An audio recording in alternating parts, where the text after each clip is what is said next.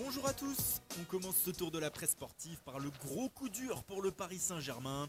Malgré la victoire contre Bordeaux 1-0 hier, le PSG a la poisse pour le Parisien. En effet, en tirant son pénalty victorieux, Edinson Cavani s'est blessé à la jambe droite.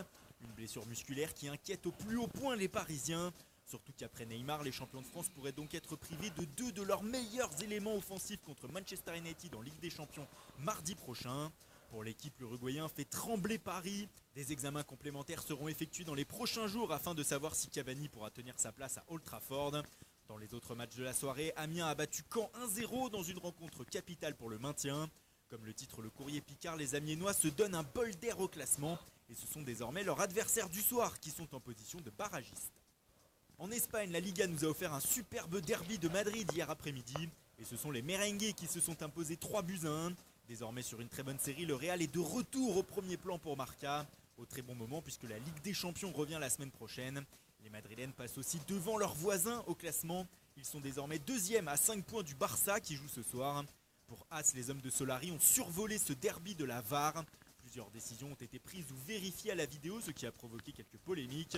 Mais Diego Simeone a reconnu la supériorité de l'adversaire après le match. Seul Mundo Deportivo se plaint un petit peu de l'utilisation de la VAR. Pour le média, elle a été l'étoile du derby. On file en Italie où un homme a peut-être sauvé la tête de Luciano Spalletti, le coach de l'Inter Milan. Et ce joueur, c'est Lautaro Martinez. L'Argentin a inscrit le but de la victoire à Parme hier et a permis aux interistes d'éviter la crise, comme l'écrit la Gazzetta dello Sport. Spalletti peut souffler et son équipe reste confortablement installée à la 3e place. Très loin du Napoli cependant qui a encore perdu des points hier. Les Napolitains ont été tenus en échec sur la pelouse de la Fiorentina 0-0. Ils n'y croient pas, titre le Corriere dello Sport local. Ils ne croient pas au titre puisqu'ils sont toujours à 8 points de la Juve. Et ils n'en croient pas leurs yeux face à la prestation majuscule d'Alban Lafont hier, qui a sorti toutes les tentatives napolitaines. En Angleterre, Jürgen Klopp et Liverpool ont envoyé un message à Manchester City hier pour le Daily Mail. Nous ne craquerons pas, écrit le tabloïd. Avec une victoire facile 3-0 contre Bournemouth, les Reds reprennent 3 points d'avance sur les Citizens avant leur match de cet après-midi contre Chelsea. La lutte pour le titre est plus que jamais passionnante outre-Manche.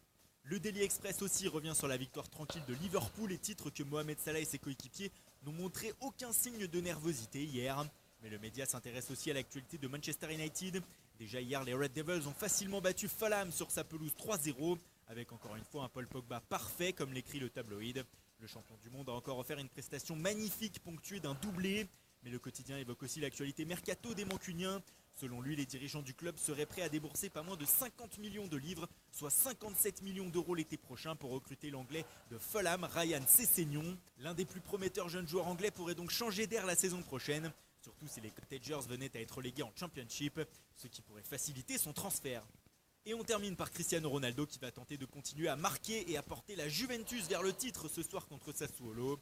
Le Portugais en est déjà à 17 buts en Serie A cette saison, 19 toutes compétitions confondues. Mais pour tout au sport, chaque match pour CR7 est aussi un moyen de se rapprocher de Lionel Messi dans la course au soulier d'or, qui récompense le meilleur buteur européen de la saison.